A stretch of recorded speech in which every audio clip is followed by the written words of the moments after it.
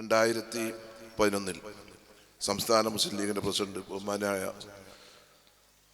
സയ്യിദ് ഹൈദരലി ശിഹാബ് തങ്ങളും അതുപോലെ തന്നെ അന്നത്തെ ജില്ലാ മുസ്ലിം ലീഗിൻ്റെ പ്രസിഡന്റായ ബഹുമാനായ പാണക്കാട് സാദിഖ് അലി ശിഹാബ് തങ്ങളും എന്നെ ഏറനാട് നിയോജകമണ്ഡലത്തിലെ മുസ്ലിം ലീഗിൻ്റെ സ്ഥാനാർത്ഥിയായി പ്രഖ്യാപിച്ചു. ഞാൻ തങ്ങളെ പറയാൻ കാരണം, ഞാൻ 2009-10 കാലഘട്ടത്തിൽ ഞങ്ങൾ ഡൽഹിയിൽ നിൽക്കുമ്പോൾ കേരള ഹൗസിൽ ഇങ്ങനെ നിൽക്കുമ്പോൾ ഞങ്ങളിങ്ങനെ ഇറങ്ങാം. അപ്പോൾ ബഹുമാനപ്പെട്ട സാദിഖ് തങ്ങളുണ്ട്, ഞാനുണ്ട്, അന്ന് അമ്മ സാഹിബ് മന്ത്രിയാണ്. അങ്ങനെ കേരള ഹൗസിൽ ഇറങ്ങുമ്പം ഇന്നെ ഒരു പത്രക്കാരൻ ചോദിച്ചു, അങ്ങനെ വർത്തമാനം പറഞ്ഞപ്പോൾ അത് ആരാണ് വെച്ചാൽ, അത് ഞങ്ങൾ അടുത്ത പ്രാവശ്യത്തെ ഏറനാട്ടിലെ സ്ഥാനാർത്ഥിയായിരിക്കുന്നു അന്ന് ദീർഘവീക്ഷണത്തോട് കൂടി പറഞ്ഞത് ബഹുമാനായ പാണക്കാട് സയ്യിദ് സാദിഖ് അലി ശിഹാബ് തങ്ങളായിരുന്നു. ഞാൻ അപ്പം തങ്ങളെ കഴിയുന്നത് എന്താ തങ്ങളെങ്ങനെ അറിയിച്ചു. പിന്നെ ഒരു കൊല്ലമുണ്ട്.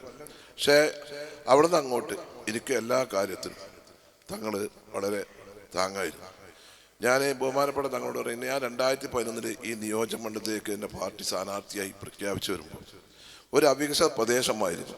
അന്ന് ഞാൻ ഊർങ്ങാട്ടി പഞ്ചായത്തിലേക്കും ചാലിയാർ പഞ്ചായത്തിലേക്കും വിവിധ പ്രദേശങ്ങളിലേക്ക് പോകണമെങ്കിൽ 4 വീൽ വണ്ടിയിലായിരുന്നു പോയിരുന്നത്. ഇന്ന് എനിക്ക് അഭിമാനത്തോടു കൂടി പറയാൻ കഴിയും, നിങ്ങൾക്കും അഭിമാനിക്കാൻ കഴിയും, എല്ലാ സ്ഥലങ്ങളും ഒരു പാലക്കയം ആദിവാസി കോളനി വെറ്റിലക്കൊല്ലി കോളനിക്ക് വരെ മാരുതി കാറിലേക്ക് പോയി എത്തിക്കുന്ന ഒരു അവസ്ഥയിലേക്ക് ഈ മണ്ഡലത്തിൽ എല്ലാ അർത്ഥത്തിലും വികസനം എത്തിക്കാൻ എനിക്ക് സാധിച്ചു എന്നുള്ളത്, നിങ്ങളുടെയൊക്കെ സഹായത്തോടു കൂടി സാധിച്ചു എന്നുള്ളത്, എൻ്റെ പാർട്ടിയുടെ നേതൃത്വത്തിൻ്റെയും ഒക്കെ സഹായത്തോടു കൂടി സാധിച്ചു എന്നുള്ളത് അഭിമാനത്തോടെ.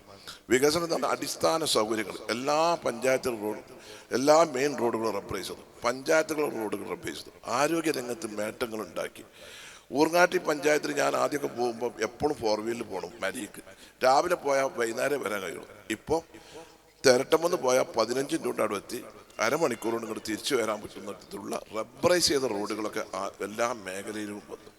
ആരോഗ്യരംഗത്ത് വിപ്ലവകരമായ മാറ്റങ്ങൾ ഉണ്ടാക്കാൻ ചോദിച്ചു. ഒരു ക്യാൻസർ ആശുപത്രി, ഈ അഭിമാനത്തോടു കൂടി പറയാം, എൻ്റെ മകൾക്ക് 1996 കാലഘട്ടത്തിൽ SSLCക്ക് പഠിക്കുമ്പോൾ ക്യാൻസർ രോഗം ഉണ്ടായി. ഞാൻ നീണ്ട 4.5 കൊല്ലം ഒരുപാട് പ്രയാസങ്ങൾ അനുഭവിച്ചു. 2001 എൻ്റെ മകൾ ഈ ലോകത്തോട് യാത്ര പറഞ്ഞു. വാപ്പ 1991 ക്യാൻസർ രോഗത്തോടു കൂടി മരിച്ചു. ഞാൻ മകളുടെ അസുഖത്ത് വന്നപ്പോഴാണ് ഇതിന് സാമ്പത്തികമായിട്ടുള്ള പ്രയാസങ്ങൾ, ഇത് വന്നാൽ സാധാരണക്കാരൻ്റെ കുടുംബത്തിലുണ്ടാകുന്ന പ്രയാസങ്ങൾ, വിഷമങ്ങൾ മനസ്സിലാക്കി.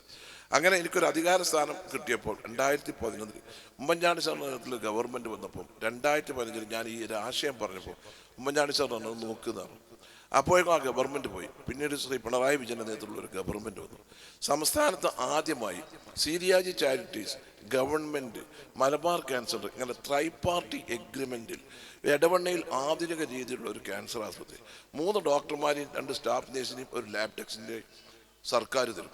ബാക്കിയുള്ള അതിൻ്റെ ഇൻഫ്രാസ്ട്രക്ചറും ചെലവുകളൊക്കെ സ്വീകരിച്ച് ഇന്ന് മലപ്പുറം ജില്ലയിൽ 30 ആളുകൾക്ക് ഡെയിലി കീമോതെറാപ്പി സൗജന്യമായി നൽകുന്ന, മാമോഗ്രാം സൗജന്യമായി നൽകുന്ന, അൾട്രാസൗണ്ട് സൗജന്യമായി കൊടുക്കുന്ന, ലാബ് സൗകര്യം സൗജന്യമായി ഒരു ക്യാൻസർ ആശുപത്രി കേരളത്തിലുണ്ടെങ്കിൽ അത് എടവണ്ണ സീരിയാജി ക്യാൻസർ ആശുപത്രിയാണ്.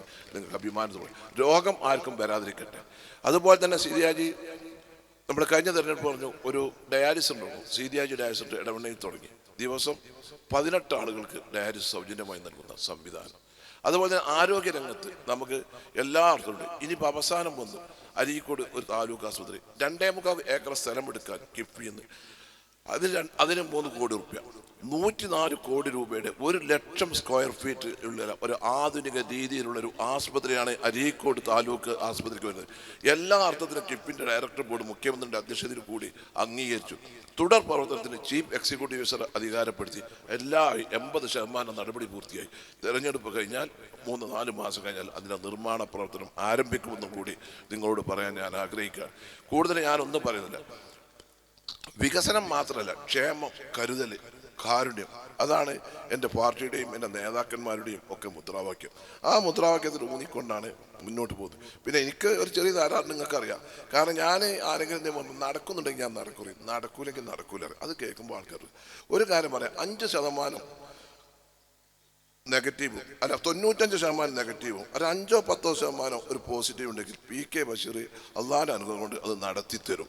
100% നെഗറ്റീവാണെന്ന് വിചാരിക്കുന്ന ഒരു കാര്യം ഞാൻ ഏൽക്കൂല, അതിൻ്റെ കയ്യിൽ. എൻ്റെ വാപ്പ ഞാൻ 1982-87 കാലഘട്ടത്തിൽ എടവണ്ണ സർവീസ് ബാങ്കിൻ്റെ പ്രസിഡൻ്റാകുമ്പോൾ തറവാട് വീട്ടിൽ ഞങ്ങളെല്ലാവരും താമസിക്കുമ്പോൾ ഒരാൾ എടുത്തു വന്നു.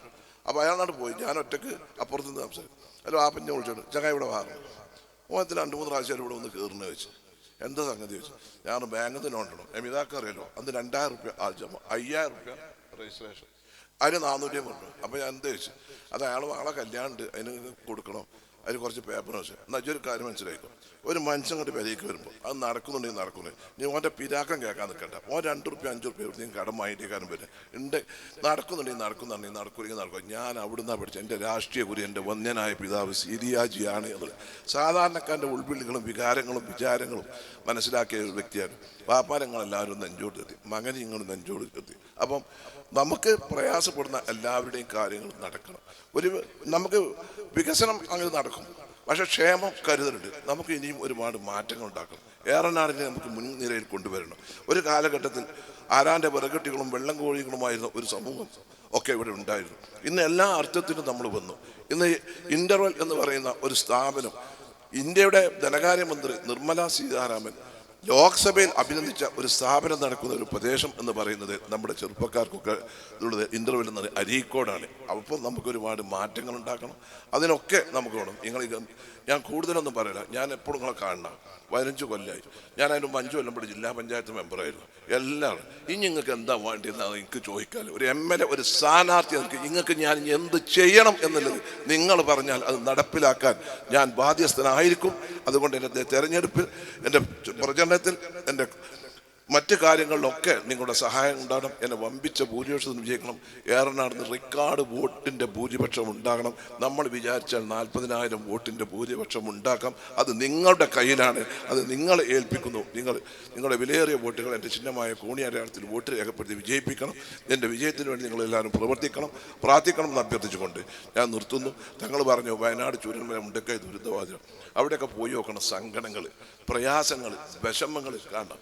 ഒരുപാട് പ്രയാസങ്ങളുണ്ടായി. പക്ഷേ എല്ലാ കാര്യത്തിലും ഞങ്ങളവിടെ സ്ഥലമെടുപ്പെടുത്തപ്പം ബഹുമാനായ തങ്ങൾ കണ്ണൂരിൽ നിന്ന് മീഡിയാസിനോട് ഞങ്ങൾ ഗുണമേന്മയാണ് നോക്കിയത്. അതാണ് മെയിൻ റോഡിലെ സ്ഥലം കാണുമ്പോൾ ഗുണമേന്മ. ഒരുപാട് പ്രയാസമുണ്ട്, പക്ഷേ ഇച്ഛാശക്തിയോടുകൂടി കാര്യങ്ങൾ നടത്തണം എന്നുള്ളതാണ്. പിൻവാങ്ങണില്ല. ഏത് തരത്തിലും കാര്യങ്ങൾ നടത്തണം എന്നുള്ളൊരു ദൃഢനിശ്ചയം എനിക്കുമുണ്ട്. അതിനൊക്കെ നിങ്ങളുടെയൊക്കെ പ്രാർത്ഥനയും ഉണ്ടാവണം.